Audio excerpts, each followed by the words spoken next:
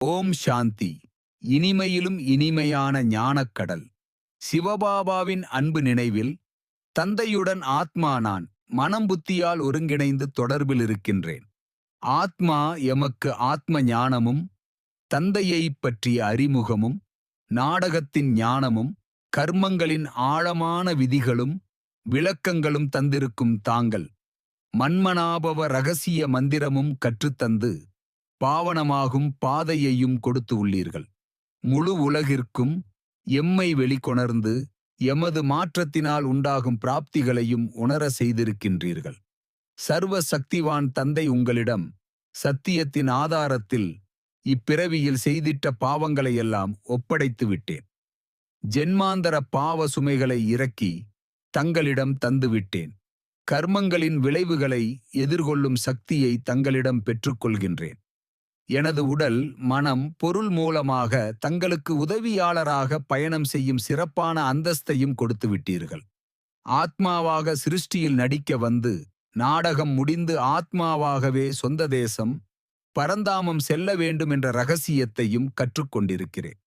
தாங்களே என்னை அழைத்துச் செல்வீர்கள் என்ற நிச்சய புத்தியுடன் எனக்கான புருஷார்த்த முயற்சியில் நியமப்படி செயல்படுகிறேன். எதிலும் குழப்பம் கொள்ளாமல் சகவாசத்திலும் கவனம் கொடுத்து ஆன்மீக கல்வியை ஆழமாக பயின்று வரும் ஆத்மா நான். தங்களது துணையினால் தங்களது கழுத்தில் மாலையாகவும் அந்தஸ்தை அடைந்து விடுவேன் என்ற உறுதியுடன் இருக்கின்றேன். இல்லற மார்க்கத்தில் இருந்து கொண்டு விலகிய மற்றும் அன்பானவராக மாற்றம் கொள்ளும் இரகசிய முயற்சியில் உத்தமமாக செயலாக்கம் பெறுகின்றேன். ஆத்மா நான் எனது சத்திய தந்தையிடம் திருப்தியாக இருக்கின்றேன். தந்தையும் என் மீது திருப்தி கொள்ளும் தகுதியை பெற்று வருகின்றேன். தந்தையின் திவ்ய அவதார செய்தியையும் வருகையையும் தந்தையின் கல்யாணகார காரியங்களையும் உலக சகோதர ஆத்மாக்களிடம் அறிமுகமாகத் தந்து சிறப்பிக்கும் கடமை என்னுடையதாகின்றது. ஆன்மீக ராயல் தன்மை மற்றும் பவித்திரதாவின் ஆளுமையை நடைமுறையில் கொண்டுவரும் பயிற்சியில் தந்தையின் கட்டளைப்படி ஈடுபடுகின்றேன். எனது நடத்தையின் மூலம்தான் என் தந்தையை வெளிப்படுத்த முடியும் என்கின்ற சீரிய முயற்சியில் செயல்களை செய்து கொண்டிருக்கின்றேன்.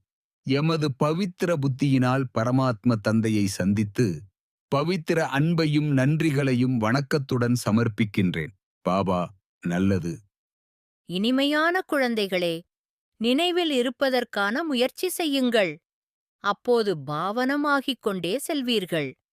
இப்பொழுது தந்தை உங்களுக்கு படிப்பு கற்பித்துக் கொண்டிருக்கின்றார். பிறகு தன் கூடவே அழைத்துச் செல்வார். தந்தை தனது அறிமுகத்தை குழந்தைகளாகிய உங்களுக்கு கொடுத்திருக்கின்றார. இப்பொழுது தந்தையை வெளிப்படுத்துவது உங்களது கடமையாகும். முன்பு பாரதம்தான் சிவாலயமாக இருந்தது. கல்பத்திற்கு முன்பு யார் படித்தார்களோ அவர்களே வருவார்கள். பாபா, நாம் உங்களை கல்பத்திற்கு முன்பும் சந்தித்திருந்தோம். படிப்பதற்கும் நினைவு யாத்திரை கற்றுக்கொள்வதற்காக வந்திருந்தோம். உலகிலேயே சர்வ சக்தி வாய்ந்தவர் ஞானக் கடலானவர் என்று ஒரு தந்தைதான் கூறப்படுகின்றார். தந்தை கூறுகின்றார், நான் சாட்சாத்காரம் ஏற்படுத்துகிறேன், ஆனால் என்னை வந்து சந்திப்பார்கள் என்பது கிடையாது. பகவான் எந்த ரூபத்தில் வந்து சந்திப்பார் என்பது தெரியவில்லை. நிராகார தந்தை எப்பொழுது சரீரத்தை தாரணை செய்கிறாரோ அப்பொழுதுதான் நான் உங்களது தந்தை என்ற அறிமுகத்தை கொடுக்க முடியும்.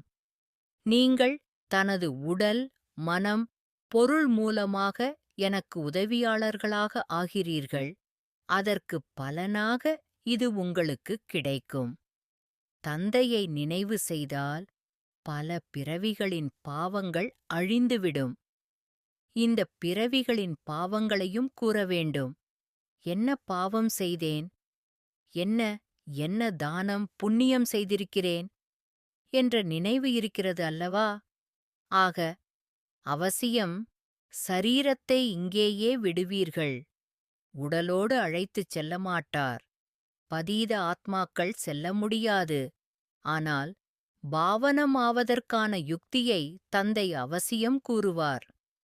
குழந்தைகளாகிய நீங்கள் ஒரு பொழுதும் எந்த விஷயத்திலும் குழப்பமடையக்கூடாது. ஒரு பொழுதும் படிப்பை விட்டுவிடக் கூடாது. படிக்கிறவர்கள் ராஜா ஆகிவிடுகின்றனர். மேலும் கற்பிப்பவர்கள் தாச தாசிகளாக ஆகிவிடுகின்றனர். இவ்வாறும் நடக்கின்றன. முயற்சி செய்து தந்தையின் கழுத்தில் மாலையாக ஆக வேண்டும். பாபா, நான் உயிருடன் இருந்து உன்னுடையவனாக ஆகிவிட்டேன். தந்தையின் நினைவின் மூலம்தான் கவலைகள் நீங்கும். தனது நடத்தையின் மூலம் தந்தையை வெளிப்படுத்த வேண்டும். ஆத்மா மற்றும் பரமாத்மாவின் சந்திப்பிற்கான ஆதாரம் பவித்திர புத்தி ஆகும். சங்கமயுக பலன்களின் ஆதாரம் மற்றும் எதிர்காலத்தில் பூஜைக்குரிய நிலையின் பதவியின் ஆதாரம் பவித்திரத்தா ஆகும். நல்லது. மன்மனாபவ.